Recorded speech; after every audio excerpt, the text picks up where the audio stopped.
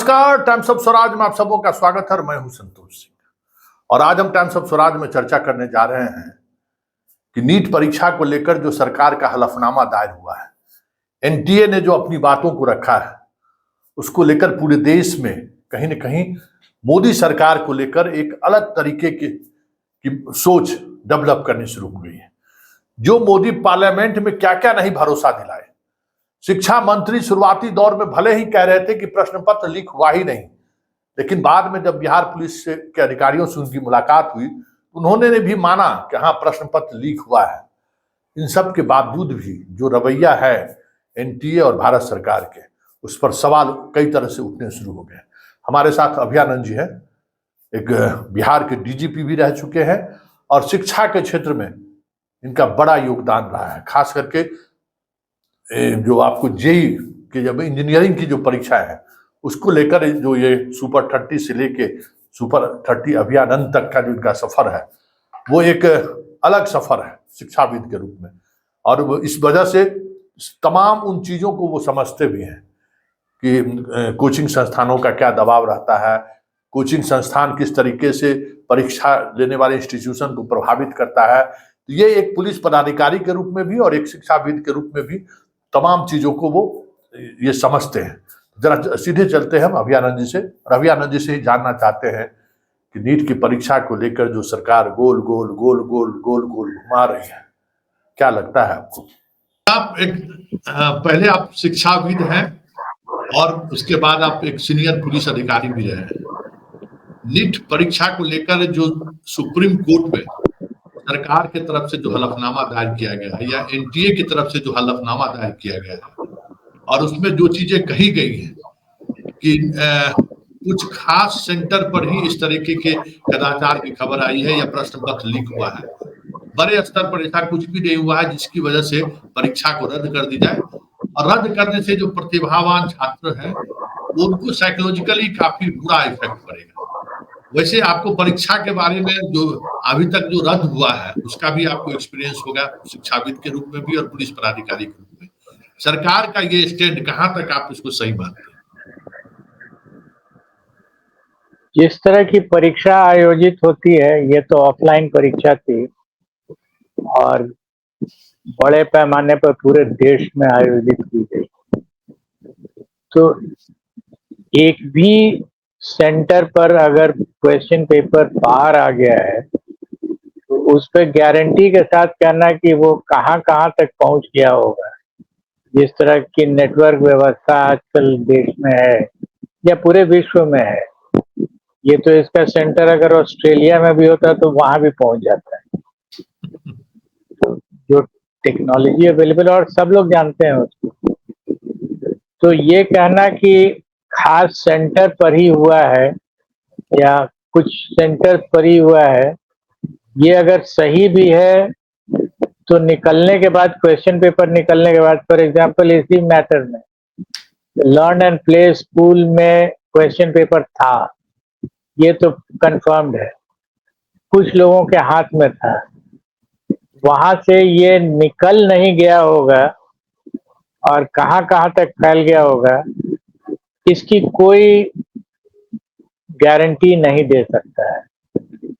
Supreme court ने भी, आपको याद होगा, जब सुनवाई हो रही थी तो उन्होंने कहा था कि 0.001% भी अगर संभावना हो गई होगी या लीक वहां तक हुआ होगा तो भी वो लीक ही है। लॉजिक उनका भी यही था जी। एक और जो चीज है जो मेरी समझ में आ रहा है वो है कि ये कैसी परीक्षा हुई अगर लीक नहीं भी मुद्दा हो। तो नीट 2004 इसका नाम होगा, इसमें 3 क्वेश्चन पेपर तो ऑलरेडी चल रहे हैं। एक 1500 कुछ जो बच्चे थे उनका एक अलग पेपर है, ओरिजिनल पेपर अलग है, और एक झज्जर में MNOP सीरीज है, वो अलग क्वेश्चन पेपर है। For one examination in the country there are 3 question papers already there, ये रिकॉर्डेड है। तो 3 रिजल्ट निकलेंगे, 3 पेपर होगा और काउंसलिंग एक होगा। तो ये थोड़ा मतलब एक्सेप्टेबल नहीं लगता है। आप पूरे इशू को कि ये लीक हुआ नहीं हुआ, एक सेंटर पर हुआ 10 सेंटर पर हुआ, वो अपनी जगह पर है।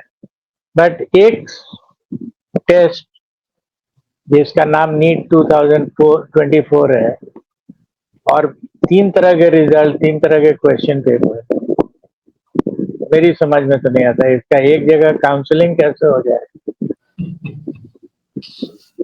तो सर जिस तरीके से मतलब प्रश्न पत्र लीक, तो अभी तक जितनी परीक्षाएं रद्द हुई है, एक बार कहीं किसी सेंटर पर लीक अगर साबित हो जाता था कि हाँ प्रश्न पत्र बाहर आए हैं, तो स्वाभाविक तौर पर अभी तक तो अभी परीक्षाएं रद्द हो जाती थी। ये जो तर्क एनटीए और सरकार का है, ये जबकि गोधरा में भी एक मॉडल पता चला है, आपको यूपी से अभी तो अनुसंधान चल ही रहा है, अभी सीबीआई किसी कंक्लूजन पर नहीं पहुंचा है कि किस सेंटर पर, अब मान लीजिए जिन बच्चों को रटाया गया था, वो बच्चे किस सेंटर पर परीक्षा दिए, कहाँ गए, अभी तो वो जांच ही चल रहा है। अभी मेन जो अभियुक्त है जिसके माध्यम से क्वेश्चन बाहर आया और रात भर जिन लोगों को बच्चों को याद दिलाया गया, याद कराया गया, वो तो पता ही नहीं अभी चला है। तो आप कैसे कर सकते हैं कि एक ही सेंटर का, एक ही जगह का मसला है, झारखंड से प्रश्न पत्र लीक हो और झारखंड के लोगों को इसका लाभ न मिले? ये लगता है व्यवहारिक है कैसा? नहीं, आप जो बोल रहे हैं वो सही है। ये बहुत शुरू में भी जो आपसे एक इंटरेक्शन हुआ था जी, तो मैंने एक बात कही थी कि लेट्स से इसका एक पैरेलल साइंस में सिचुएशन क्रिएट किया जाए। एक कमरे में कार्बन डाइऑक्साइड नहीं है गैस और पॉइजनस गैस को इंजेक्ट कर दिया गया, थोड़ा सा, बहुत थोड़ा ही सा गैस, जो इस केस में उसका पैरेलल होगा कि वो बच्चे जिनको फायदा हो गया लीक से, तो वो बच्चे इतने बड़े माहौल में, इतना जहाँ 25 लाख लोग अपीयर हुए हैं, उसमें लेट से 5,000 लोग इलीगल तरीके से आ गए। अब कोई व्यवस्था हो सकती है, एक बार जब वो फैल गया पूरे देश में, तो आप निकाल लीजिए ना जरा कि अच्छा कार्बन डाइऑक्साइड का मॉलिक्यूल हम खोज के निकाल लेंगे उसमें, और तब जो लोग बच जाएंगे उनका रिजल्ट बढ़िया आएगा। ये किसी के बस की चीज नहीं है। आप एक बार जब वो मिक्स हो जाता है तो आप नहीं कर सकते हैं। और ये तर्क देना कि हाँ, ये बात सही है कि जो लोग इसमें सही दिए हैं एग्जाम, उनके साथ गलती हो रही है, लेकिन उनको आप सेग्रीगेट नहीं कर सकते हैं। ये दोनों जो सेट है, इसको म्यूचुअली एक्सक्लूसिव सेट नहीं बनाया जा सकता है। कोई मैकेनिज्म हमको तो नहीं मालूम है कि कोई कर दे सकता है, प्रैक्टिकली इम्पॉसिबल। लेकिन सर एनटीए और सरकार इस जिद पर क्यों नहीं हुई, क्या लगता है? ये तो सरकार जाने और एनटीए जाने, मेरे पास कोई मेथड नहीं है उसको जानने का।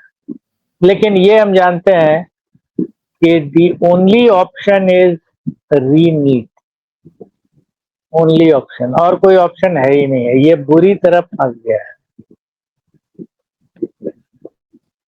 ये जो सर पूरा चल रहा है और जिस तरीके से सरकार अंतिम, पहले तो मान ही नहीं रही थी सरकार की प्रश्न पत्र लीक हुआ, या एनटीए मान ही नहीं रहा था वह प्रश्न पत्र लीक हुआ। वो बिहार के पुलिस जब वहां पहुंचे, ये भी हमें व्यवहारिक नहीं लगा या लीगली नहीं लगा कि अनुसंधान बीच में चल रहा है और कोई केंद्रीय मंत्री अनुसंधानक को बुलाकर पूछे कि वाकई में हुआ क्या है, जबकि एनटीए सहयोग नहीं कर रही है उस संस्थान को। प्रश्न पत्र ओरिजिनल वो लगातार मांगते रहे, चौथी बार जब उन्होंने मांगा है तब भी उन्होंने नहीं दिया।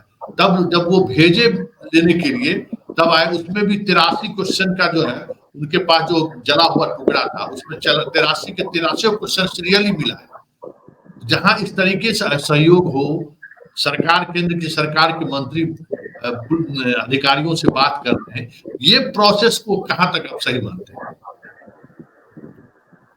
एक बार जब आप इन्वेस्टिगेटिंग एजेंसी को दे दिए हैं, वो ईओयू हो या सीबीआई हो, तो आपके पास ऑप्शन कोई है क्या कि आप सहयोग नहीं कीजिएगा? अगर आप सहयोग नहीं कीजिएगा तो आप अक्यूज की कैटेगरी में आने लगे। इवन एज ए विटनेस, तो शुरू में भी हमने कहा था कि यहाँ तो आईओ को ही पार्स है कि वो 91 सीआरपीसी का नोटिस दे के मांग सकता है, आप ये सब डॉक्यूमेंट्स हमको दिखाएंगे, और दे कैन नॉट रिफ्यूज। अगर रिफ्यूज करेंगे तो कई तरह के लीगल इश्यूज क्रिएट हो जाते हैं। उचित या अनुचित की बात या सहयोग और असहयोग की बात नहीं है। You just cannot afford to withhold it. वो आपका कोई पर्सनल प्रॉपर्टी थोड़ी है। अच्छा, एक पुलिस अधिकारी के रूप में जो एनटीए की जो भूमिका रही है उसको आप क्या मानते हैं? एनटीए का फिर जो बाकी एजेंसी के साथ उनका जो रिश्ता रहा है, जिस तरीके से वो करते रहे, मानते ही नहीं थे कि वो लीक भी हुआ है, जबकि 5 तारीख को ही बिहार में गिरफ्तारी हुई, झारखंड में गिरफ्तारी हुई। एज ए पुलिस पदाधिकारी, एज ए अगर आप बिहार के डीजीपी रहते तो क्या कर सकते थे? लॉ में सब कुछ प्रोवाइडेड है। एक बार अगर if the police investigating agency उसको ये जानकारी मिल जाए कि कोई डॉक्यूमेंट कहीं पर अवेलेबल है, वो व्यक्ति हो सकता है कि अभी एक्यूज नहीं हो। अगर एक्यूज रहेगा तब तो सर्च करके लाया जा सकता है, लेकिन अगर नहीं भी है एक्यूज तो उसको नोटिस दे के मांगा जा सकता है, और उनको देना होगा। नहीं देंगे तो इम्प्लीकेशन है, लीगल इम्प्लीकेशन। तो सर, आखिरी सवाल, ओवरऑल आप क्या मानते हैं? आपने तो कह दिया कि बस एकमात्र सोल्यूशन यही है कि आप नीट के एग्जाम को रद्द करिए, लेकिन सरकार और एनटीए दोनों अड़ी हुई है कि नहीं, रद्द नहीं करना है। आपने कह दिया, लेकिन मैटर सुप्रीम कोर्ट के हाथ में है, देखिए क्या होता है। मोरल ग्राउंड क्या कहता है? मॉरली क्या, लीगली ही हम, और एडमिनिस्ट्रेटिवली। मॉरल तो बहुत बड़ी बात हो जाती है। और मॉरल सर, राष्ट्रपति अपने अभिभाषण में सदन में ये बात कहते हैं कि प्रश्न पत्र लीक मामले बहुत ही गंभीर मसला है। फिर प्रधानमंत्री राज्यसभा और लोकसभा दोनों में इस मसले को बड़ी मजबूती से रखा हुआ है कि छोड़ेंगे नहीं, बख्शेंगे नहीं किसी को। लेकिन ये जो चीजें सामने आ रही है, क्या आपको लगता है कि नहीं बख्शने वाली स्थिति बन रही है क्या? बख्शना और नहीं बख्शना तो अनुसंधान पर डिपेंड करेगा, किस तरह का अनुसंधान हुआ और किस तरह के साक्ष्य आए। लेकिन अभी जो मुख्य मुद्दा ज्वलंत है वो है 24 लाख बच्चे, उनका परिवार, आस्था सरकार में। ये बहुत टेन्युअस सिचुएशन हो गया है। इस पर ध्यान देना अभी ज्यादा आवश्यक है। अनुसंधान तो चलेगा ही, तुरंत तो खत्म होने वाला नहीं। उसमें जो आएगा फैक्ट उस पर कार्रवाई हो जानी चाहिए, थोड़ा त्वरित हो तो ज्यादा अच्छा हो। लेकिन अगर आप नहीं रीनीट कीजिएगा तो ये फिर एक ऐसा टर्न ले सकता है जो संभालना मुश्किल हो जाए। Yes, thank you sir, thank you.